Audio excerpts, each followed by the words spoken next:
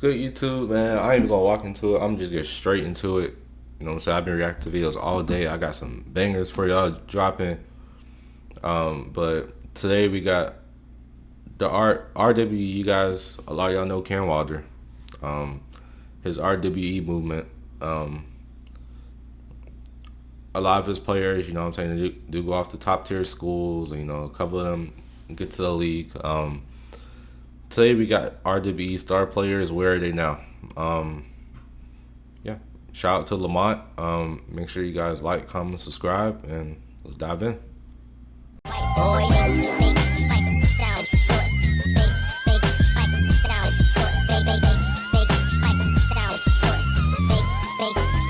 It sound right, boy.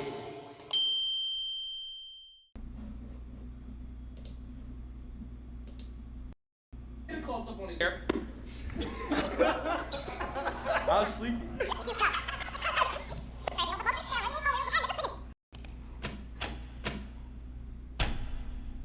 RWE Elite took over the internet with tons of big names and 5-star players playing for Cam Wilder and balling out. But after playing for RWE, many of these players stunk it up on the college level while only a few excelled. Before I kick off this video, I want to thank you guys for the recent support and for getting me to and he had game. And Choppa was a 4-star, 6'4" shooting guard from the Bronx, and he had game. In high school, he played on one of the most electric teams, Cardinal Hayes, and he hooped alongside the likes of Ian Jackson and Adam Nihei. If you know anything about New York City basketball, you would know that Cardinal Hayes was one of the most scrappy teams. I pulled up to one of their games, and it was a dogfight on and off the court. On the court, everyone was playing aggressive, and off the court, someone got jumped by a group of YNs. And by YNs, I mean literal YNs. These kids were probably 14 years old. Anyways, Choppa was able to thrive in this environment because he was a knockdown shooter who could finish at the rim, and he was sneaky athletic. Choppa played with swag and created his own bullseye celebration where after he hit a 3-pointer, he would raise his elbow which had a bullseye tatted on it. After playing for Cardinal Hayes, Choppa played in Overtime Elites League in his senior season for the Jelly Fam team, and he picked up a bunch of offers along the way. He committed to Syracuse, and he just wrapped up his freshman year there. As a freshman, Choppa averaged 5 points per game, 1.5 rebounds, and an assist in 15 minutes per game. To top it off, Syracuse finished the season 14-19 and near the bottom of the ACC. 5 points a game is not good, but honestly, it's a miracle that Choppa only averaged 5 points a game. For starters, Choppa played 24 minutes against Tennessee, who at the time was the 3rd best team in the nation. Now, any coach who hasn't had a lobotomy would probably see the potential and start giving him some more minutes. But at Syracuse, the coaching staff has been brain dead for the past couple seasons. So after the game, Choppa actually saw his minutes fall off, and a month later, he played just 3 minutes against Florida State. With this type of poor rotations, Syracuse had horrible player production over the season, and you would think they were tanking to get Cooper Flag. Instead, they were just straight up ass, so Choppa entered the transfer portal and committed to play at Utah for next season. Jaleel Bethea, a 6'4" shooting guard from Philadelphia, was the 10th best recruit in the class and a McDonald's All-American. When he hooped, he always brought the energy and was constantly talking. In high school, he hooped at Archbishop Wood Catholic High School and averaged 23 points a game. Scouts praised him for playing with no fear and praised him for his bucket-getting ability. But honestly, when I watched his RWE highlights and his high school ball highlights, I always thought he was mid compared to other top recruits. Nothing about his game was super polished. Like, most players have 1 or 2 things that they're almost perfect at, but for him, he was just really good at everything and not great at anything, if that makes any sense. His bag wasn't that deep, and on RWE, a lot of his points came from just running and dunking.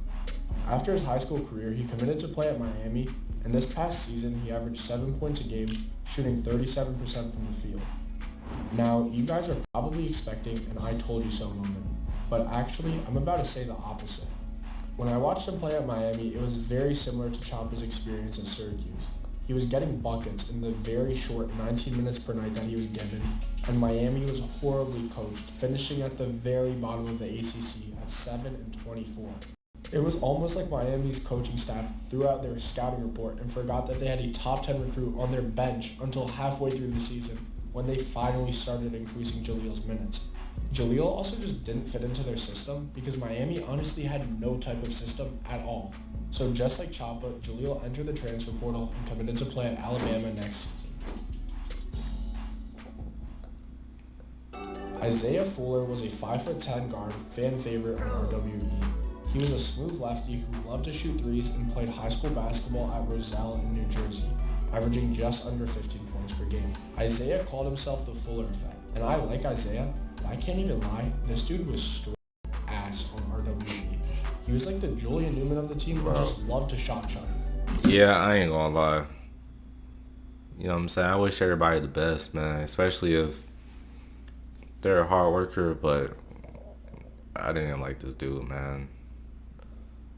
You know what I'm saying? I didn't like his game. Like, kind of seemed like he was more about the clout than actually like the game.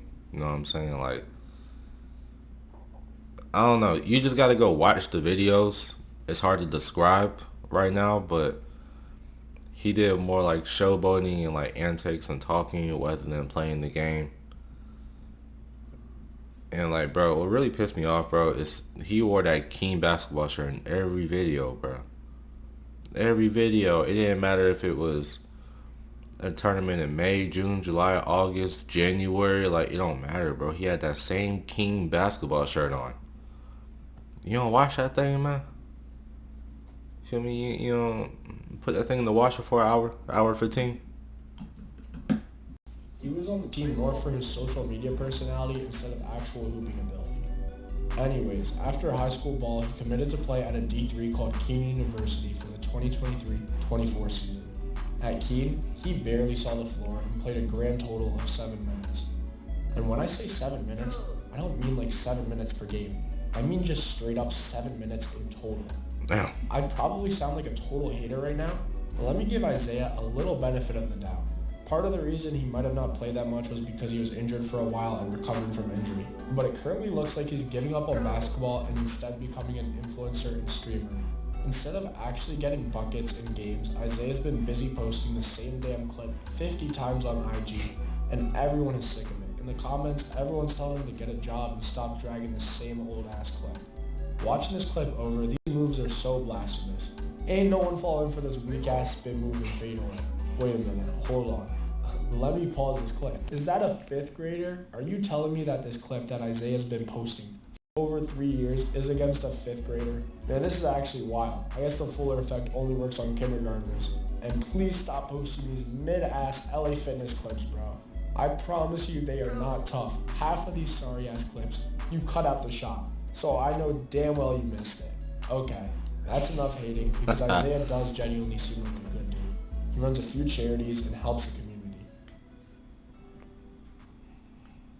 Anyways, let's talk about a real bucket getter now, Trey Parker. As a 6'1", 170-pound guard out of North Carolina, Trey balled out in high school, earning himself 3 stars. He hooped alongside Mikey Williams on Vertical Academy, and that's where he gained most of his fame from balling out on ball and pulling off. I didn't know who he was at first. I ain't gonna lie. When Trey punched it on someone, the whole gym would storm the court and start clowning and head tapping on Buddy. If I was him, I would have aired that whole gym out. Ain't no one leaving. And that film is never seen. My bad, y'all. I was on someone, the whole gym would storm the court and start clowning and head tapping on Buddy. If I was him, I would have aired that whole gym out. Ain't no one leaving. No. Never seen the light of day. After head tapping I would have. Defenders, Trey hooped at OTE. Would have been swinging out that mug. During the AAU season. On RWE, Trey was a beast, hitting some crazy shots and clip farming every game. He finished high school ranked outside the top 100 and committed to play at NC State. At NC State, Trey bought the same hype and had a few memorable games, including a 15-point performance against Duke. He wrapped up the season averaging 4.6 points, 1 assist, and 12 minutes per game, shooting 41% from the field. NC State was straight ass and finished the season 12-19, and you guessed it, Trey entered the transfer portal. Trey should have gotten more minutes during the season, and I don't blame him for entering the portal, but I think he'll come back to NC State because he's from North Carolina and will definitely have a larger role this upcoming season. Now, I have way more players to talk about who used to play for RWE, so comment if you want that, and I also have some news. Recently, I got monetized, but since... Okay, shout out to Lamont, but I'm just not here for that. But Man, this is alright. This is a topic for pretty much a whole nother video. But you know, just a little quick reminder before I go. Like, bro, all these like top recruits in high school, that don't mean nothing. I'm telling you, it don't mean nothing, bro. Like, you can be an All-American in high school. You play Oak Hill, you play La Lemire, Prolific Prep, you play here. It don't matter. What you do after that matters the most.